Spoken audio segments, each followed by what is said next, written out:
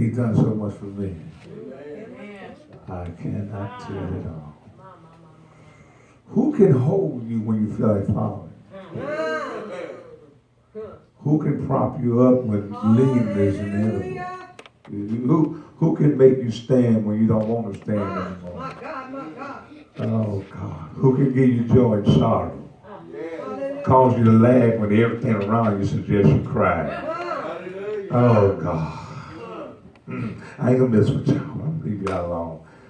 But I look at this text of scripture this morning, and I thought about so many things. But God spoke to me and said, "Talk about the desperate, the person who's desperate.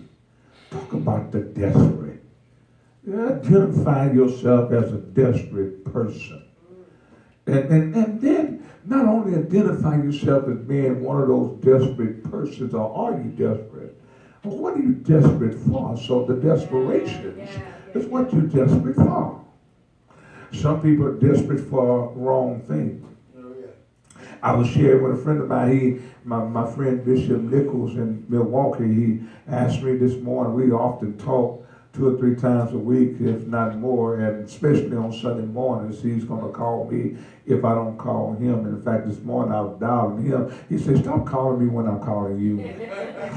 And I said, "Well, we just have it like that, And he asked me, he said, "What are you preaching about this morning?" I told him I'm going to talk about the desperate and the desperation and their desperations. And so, in the midst of it, my mind went somewhere else because I thought about it. Because you might be desperate, but you could be desperate for the wrong thing. So I told him, it's like somebody robbing a convenience store, and because they got babies at home hungry, and he wouldn't think about nothing else but feeding his baby. Then think about the consequences of going to jail, the consequences of perhaps losing his life, or the consequences of her hurting someone else or taking somebody else's life. The only thing that was driving him was his desperation. Am I making sense yet? And this particular analogies it's not. Someone in their rational mind would not do these kind of things. They will say, if I don't do nothing else, maybe I can just call a few people and say, "Listen, my baby's hungry, can I get a couple of dollars?" But if you ask enough people for help, and they turn you down enough time, then you get to a place that I got to do something other than. Why don't you get your sign and stand on the corner and say, "I need food"? Because my pride won't let me do that. But your inability to rationalize it properly, you will go and pick up a gun and run to a convenience store because you feel like, I can't get a job, I can't get nothing there, I've got to make it some kind of, I got to feed my babies. And so you're desperate, you do desperate things. And you can't imagine how that be because you're not the desperate person. But let me ask you a question. Is there anything in your spiritual life that you need to be desperate about? Hallelujah. Is there anything concerning your relationship with your God that'll put you on the track of desperation and realize I'm that desperate person and I have this desperation for a closer walk with God? Is there anybody in here that have any sense of desperation, any minds? I don't know if I'm talking to anybody beside myself, but we've got to get to a place that it's more than just a song and a dance. It's more than just a book I read. It has to be more than that. You've got to see that I'm in a place of the prophecy, that I need God to bring me up out of this mess I'm in. I can't get myself out of it. Only God can bring me out. Anybody in here? And so I want to ask you, are you desperate for anything? Beside a new car, a new house, a new boyfriend, a new girlfriend, are you desperate for anything concerning God? Oh my God. A new pair of shoes, a new purse, a new hat, new rims, new wheels on my car. Are you desperate for anything else beside natural things? And so my story this morning, the backdrop is these were some people who was desperate to see Jesus. And because they were desperate, their desperation caused them to take desperate measures. Yeah. Are y'all still in here? I look at this story, and in the story, I thought that these folks was in despair. They were in a state of hopelessness. They had this strong desire for a change, and now they have an opportunity to realize this change. And the only way they could get it, they had to change their mindset from being passive to being desperate. Yeah, I don't know who I'm talking to. We have to go from this mindset of just business as usual, because if you keep on doing what you've always done, then you're going to always get what you've always got. Hallelujah. Are y'all still in here? If you want to do better in school, you got to step it up. I know they used to turn it up, turn it down for what, And I've heard that so much, so I went to YouTube and thought I'd go look it up and see what is this all about. And I say, boy, this is sick-minded folks in this world. For real. I mean, sick-minded folk in this world. And we throw it out there, turn it down for, you know what? I'm trying to get that out of my vocabulary because I don't want no one associate me with that. No, hello. But I know it's a catcher. Everybody know what it is, right? I don't. Well, thank you. I will. You will. Yeah. I'm like, boy, it's some sick-minded people in this world. But here we go. How desperate are you for Jesus? My God. How desperate are you for Jesus? Men told me that I got to stand in certain places, but I feel like walking. How desperate are you for the things of God? You get to a place that I'm desperate. I'm desperate to save my time.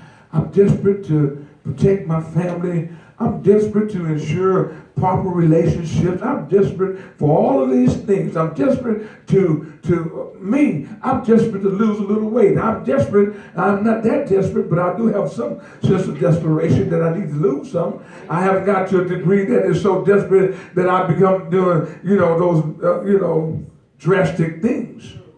Some folks sign up for, hello, Jesus, I know you come to contact us. Hello. Some folks sign up. Some people sign up for this extreme weight loss, and they do all kinds of things because they come to a place that I've got to do something about my problem. All right. Spiritually, I want to help you here. Some of us, if not all of us, I'm putting myself in this. We need to do something about our situation. And if you really look at your situation and you contend like you are, then power to the people. But if you look in the mirror and realize that I'm tired of being like this man in the text. All right. He couldn't do nothing but lay there and wait on somebody to do something for him. That's good. He was paralyzed. Palsy means he was immobile. He was paralyzed. He had no ability to move himself and move. Bob didn't say if he was paralyzed from the neck down or just from the hip down. It just said he paralyzed. He had the palsy. And so I want to say to you that nobody knows your condition like you. That's right. That's good. Because the physician would tell you, based on our x-ray, based on the MRI, you ought to be able to move something. I'm telling you, doctor, nothing moving. Okay. Anybody with me here? Yeah. And they might tell you, I don't think your problem is as severe as you claim it to be. And you say, no, I got pain all over my body. No, you ought not be hurting like that. No, I'm telling you, I'm hurting. You might be the doctor, but I'm the patient. And I know if I'm hurting or not. Anybody in here? And so when you get to a place, no matter what they say, you know you better than anybody else. Now, are you really saved? Are you really delivered and ready to go back with him when he comes? If he cracked the sky today and say, come on up, will you leave or will you be stuck behind? I mean, come on. And the only way that you can ensure that you're going when he comes is that you get a desperate mindset. I'm going to change who I am. I'm going to tap into him. I'm going to get the resources he has for me that's going to impact my life. I'm going to quit just a minute or two. I'm going to be all morning. That's good teaching. But I want to tell you that when God spoke to me and said, these folk took the roof off where he was. They took the roof off where he was. No, they removed the roof. They took the planks and the sheetrock, and they took the all kind of stuff off the roof to get to where he was. I know no sheetrock on top of the roof, but they took the roof off where the shingles and whatever else, the tarmac, they took it off to get into where he was. Yes, yes. And I thought about something else. These desperate people took desperate measures, and now I look at the desperate measures because one, it wasn't their roof in the first place. They tore up somebody else's house. I thought about violating somebody else, trying to get to Jesus. Don't you know, if you really get desperate, you begin to violate other people? Because folks begin to talk about it. Who do they think they are? Yeah, it's a violation. You're in my space talking about Jesus. So this woman God said yesterday, she used to get on the bus preaching. And I was sitting there thinking, I used to get on the bus preaching too. Yeah, we don't do that no more. But I used to get Metro, and I go on my way to work from the north side all the way out to Memorial City somewhere, and I get my little grip, say the word of God said, y'all need to get saved. Don't die in your sin. I'm on Metro early in the morning. Can you imagine? Folks, somebody was sitting there saying, preach, and the other said, I wish you'd get you a church. Somebody else said, this is Metro, this ain't no church. Don't be on here with all this noise. I'm trying to get my last little noise in before I get to work, and he get on here with all this loud noise. Anybody in here with me? Your desperation will cause an offense to somebody else. You will violate somebody in the process of your desperation. I don't know if I'm making sense to anybody in here, but I thought about it. And I said, well, but why Capernaum? Pastor, I thought about Pastor when I said that. Why Capernaum? I should go, baby, why Capernaum? Why Capernaum? And Capernaum was an economic system for Galilee. Right. And so it was a place of commerce. It was a place where the who's who hung out because all the money was there. And more than that, Capernaum, it was probably 2.5 miles west of Jericho. And so sometimes people be traveling going up Jericho Road. They probably was coming by the commerce place. Hello, somebody. And when they was traveling, you got to come by there and check in. And all the major things was happening in Capernaum. Guess what? More important than that, this is where this house was. These people came to tear the house off where Jesus was. All right now, Capernaum, all right, there we go. Capernaum was also known as the home of Jesus. He had made his residence in Capernaum. And I came to tell somebody, when you get desperate, you need to know where to go. You better know where to go to get to Jesus. These folks came to Capernaum looking for Jesus. And when they got to Capernaum, they heard he was in the house. You might not know exactly where he is, but you ought to know where he is.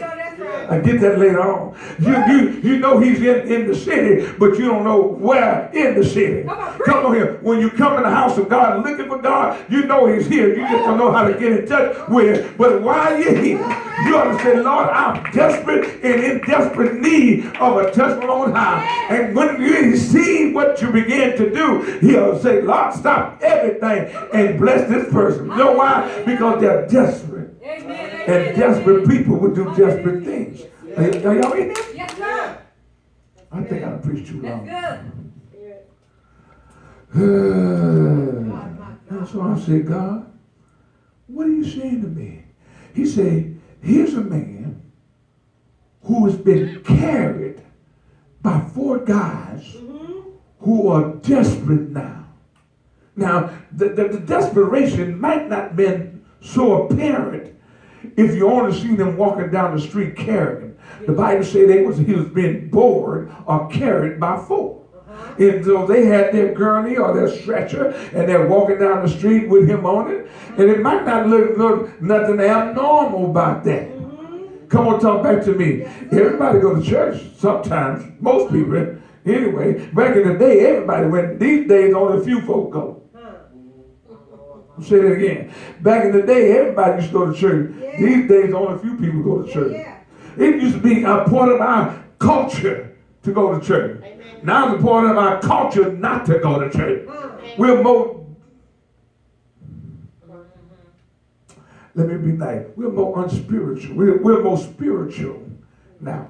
People tell you, I'm not religious, I'm just spiritual. And spiritual, you know, what was I looking at? Oh, it was something about this weight losing thing, challenge or whatever. And this woman was, they sit on the grass, they got ready to eat their meal, and the woman went to bless the food, and the one woman said, bless the food in Jesus' name or whatever, in the name of the Lord or whatever. And the other woman, her trainer said, we thank you, Mother Nature, for this food. Amen. What just happened? So people can be religious or spiritual. And the truth of that is, we're so indoctrinated by this world and intolerance that we will not challenge this person because they're entitled to believe whatever they want to believe. Well, challenge them and ask them a question could be one and the same thing. What does this mean to pray to nature? Who exactly is Mother Nature? My God. You don't have to get, you know what? You praying to nature, you need to be praying to God. No, ask them, what is nature? Who is nature? And if they get upset, what they gonna do? Go and tell the supervisor, the teacher that you talking about God? No, I didn't bring up God in the equation. I just simply asked them, what was nature? Who is nature? Mother Nature what? Y'all still in here? My God, my God. They're entitled to pray to trees. Okay, anyway. Y'all pray to rocks, so I'm going to be fine. Y'all pray to the rock. Ooh. The Bible says he's the rock of ages. Hell, and anyway, my point. Look, I'm sorry I'm getting too many points in here. Let me. Good. Have I talked too long? Praise our God. Are you sure? Hallelujah. Sure? I'm doing all right? I'm doing all right? Okay. Good. These folks were desperate. They were so desperate that our point is they were walking with this man. They didn't look desperate, but they were desperate. But the desperation was apparent to everybody once they got to the house and realized that it was a crowd of people were everywhere. It was people hanging out the door, standing in the window. It was so many people in this house. They got there with this man, and it's like, I've come too far to take him back home. Let me ask you a question. What have you been carrying that you just carried back home with you? They came with the problem at hand. That's good. Got to the door and couldn't get in. Looked at the window and said it's not an option. Should we go back home with our problem? We've come this close to Jesus. So close I can hear him. So close I can see him. Hallelujah. But I can't touch him. I'm this close. Too close. And so, I don't know who it was out of the four. It might be the one that's been carried. With nothing wrong with his brain. He might say, hey guys, the door ain't working, the window's tight. That's good. Can we get on the roof? Because see, I'm the one that's paralyzed. That's right. That's right. Y'all brought me this far. You can't turn back now. My God. Thank you And so so the Bible say, it didn't tell me how they got up there. They didn't catch no elevator, though I do know that. It didn't say how they got up there. But they got up there. I don't know how you going to get close to Jesus, but you better get close to Jesus. Hallelujah. I don't care what's been blocking you from getting to him. Hallelujah. You ought to find another way to get to him. You ought to be so desperate that I will not be denied. I've come too far to not to get everything that God has for me. Baby, you got to get, I know we name it and claim it, but you come too far not to get all the heaven's resources that heaven has set in the reservoir just for you. Baby, I don't know about you, I'm going to check it out. I'm going to pull it out, pull it down. I'm going to receive everything God wants me to have. I got to position myself to get what he wants me to have. And right now, I'm not in position because things are blocking me. Things are keeping me. Maybe it's a girlfriend. Maybe it's a boyfriend. Maybe it's a drug. Maybe it's alcohol. Maybe it's a bad attitude. Maybe something is keeping me from getting to the Lord. And I need to get rid of those things that's blocking me and hindering me from getting to him. And if you're desperate enough, you begin to take desperate measures. For calling you, you won't even answer the phone. I ain't gonna get no help in here, I tell you. Yeah. When they invite you out on the weekend, say, I don't do that no more. You know why? Because I'm chasing after him. I'm running after him. Anybody in here? Glory to God. And so the Bible said they got on top of the roof and started peeling the roof back. Desperation said, tear up the roof. Tear it up. And they tore it up. They uncovered the roof. And I thought, now that's pretty good. What does that mean to uncover the roof? Well, Webster says to uncover something means to make known. It means to disclose, means to reveal, means to open. It means to expose. My God. These guys wanted to make known their friend to Jesus. Hallelujah. Boy, I'm almost out of here. They needed to reveal Jesus' healing power. Yes, sir. It has to be revealed. His power has to be revealed. The third thing, their action exposed this man to a life-changing experience. You got to get to a place that I've got to uncover something. You know why? Because there's some life-changing experiences that would happen when it's uncovered. When the Lord's been exposed in my life, when his revelation has been unwound in front of me, my life would not be the same. Anybody in here with me? So you got to get to a place that I'm desperate for the Lord. I'm desperate for the things of God. You got to get so hungry for God that nothing else really matters. Hallelujah. Oh, glory to God. Oh, God. Bless his name. Hallelujah. Oh, God. You got to get to that place. That I'm running after him with everything I have, because there's a closer place in God that I need to get to, and I can't get there being the way I've been in previous situations. I've got to go beyond what I normally do if I'm going to get something greater from God. I always come back here. When I look at the church today and look at the church from back when I came along, I'm like, boy, what's wrong with the church? What's wrong with the people of God? They don't have no drive to be nothing greater than just typical churchgoers. My God, my God. Oh, my They don't want to tap into the total essence of God. Because if you tap into the total essence of God, you will lose your identity. You will no longer be who you were. You become who you are. God wants something great out of you. And the only thing he can get from you is, well, you know. Yeah. Stop settling for that. Thank you, Pastor. Stop settling for that. Stop settling for that. God can get, God, we got a whole lot of folks that are not committed to Christ.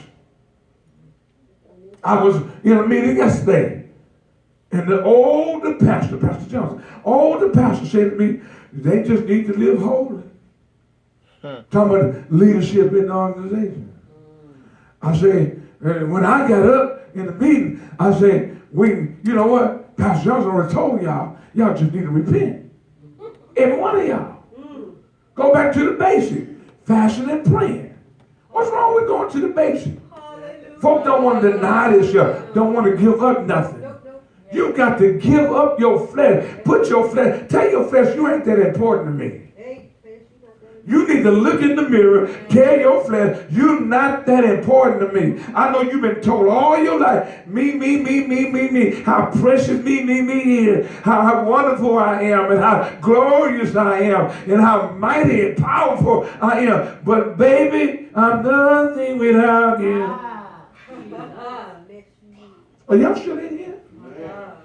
You got to compare yourself to him and look at yourself. All right now. How far do you have to go to be like him?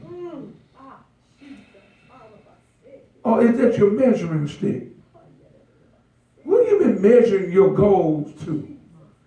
Your objection. What have you been measuring it up against? The traditions of men? Huh? The Bible says, mark the perfect man. You don't mark him just to say, oh, there he is. It's implied that you mark him so you have a pattern to follow after. Hallelujah. I'm quitting. Oh, glory. Hey, remove this roof. Despite the danger, they remove this roof. Such extreme, drastic act. They remove the roof. But desperations will cause you to do these kind of things. Yes, sir. I'm closing for real. The question could be asked of the body of Christ. Are you desperate? Are you desperate for Christ? It comes back to, I'm going after Christ. I'm looking for Jesus. Hallelujah. In 2016 and beyond, I'm looking for Jesus. My God. I'm looking for him. Yes, I want to find him. Amen. Not just a glimpse, not just the residue of his presence. I want to fall right slap dead in the midst.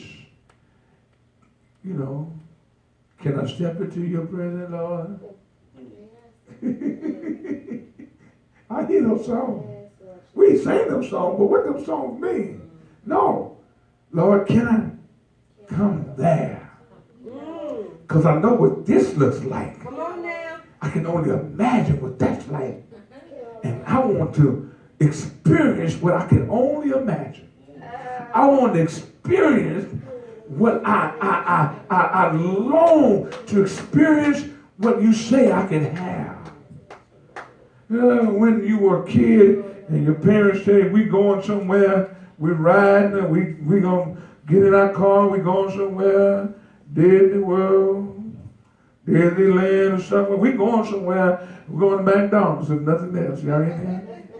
And you be around the house thinking, I don't know what day it's gonna be, but we going. And when the week begins to expire and you get your present, when we going? Didn't you say we were going? Now you're desperate now. Thank you, Lord. You with me? That's when you start almost like getting to a place where you're almost bouncing up and down. Didn't you say we were going? Where we going? Where we going? Huh? Well, we ain't left yet. What's going? Why we ain't moving? Huh? Did you tell me I'm going? Did you tell me we're going? Did you say we were going? Where we going? Huh? Where we going? Get out of my face. But what did you tell me we were going? Get out of my face. Did you tell me we were going? I told you we're going. I didn't tell you when we were going. But they ain't right. They ain't right. I want to go. I want to go. See? You might be desperate. But your desperations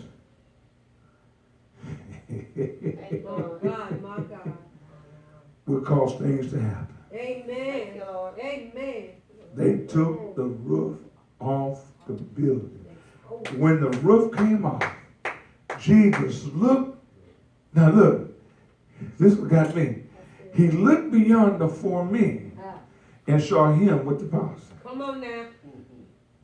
Good. Go back and look at the tape. They didn't say, oh, I see these four guys dropping this man down. No, the Bible says he looked at the one with the palsy and he told him, your sins been forgiven. Hallelujah. Oh God. Oh God. I can't tell you, if you're desperate enough and you get in front of Jesus, he knows exactly what he needs to say to cause you to be whole. Yes, sir. Yes, You ain't got to take him back home with you. hallelujah. That thing you've been carrying, don't take it home. That's good. You in the presence of the Lord, leave it here. Praise God. Say, Lord, I'm here and I'm leaving this problem with you. Yes. Because you know what to do Yes. with my problem. Yes, sir. That might be a new message right there. Good. Oh, that's preach. Look, let's pray. We're going to pray. Stand on your feet. Let's pray. Ah, Lord, have mercy. Oh, God.